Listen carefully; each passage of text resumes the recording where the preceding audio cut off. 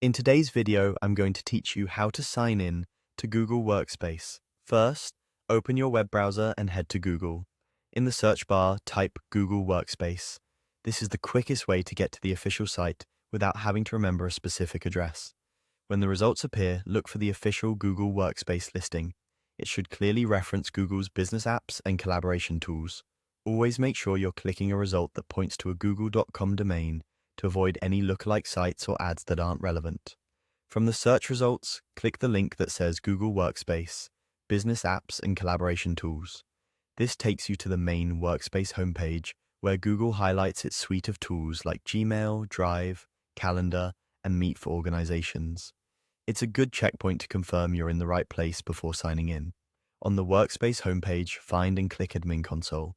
This option is specifically for administrators managing a workspace organization. If you're just trying to access your email or Drive, you'd normally go to those apps directly.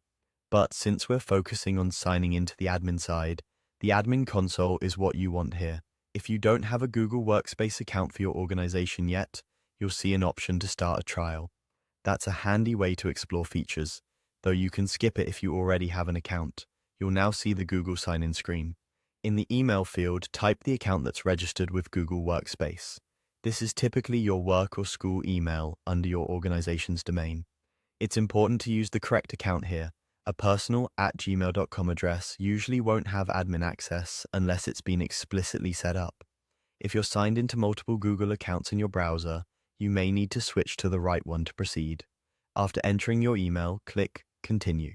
Google will then prompt you to verify your identity. Depending on how your account is configured, you might be asked for your password, a PIN, a passkey, or to complete two-step verification, such as approving a prompt on your phone or entering a code. Follow the on-screen prompts to finish authentication. If something doesn't look right, double-check that you're on an official Google page and that the URL includes google.com. If you still can't sign in, try switching accounts or using a private browsing window to avoid conflicts from saved sessions. Once you're verified, you'll land in the Admin Console.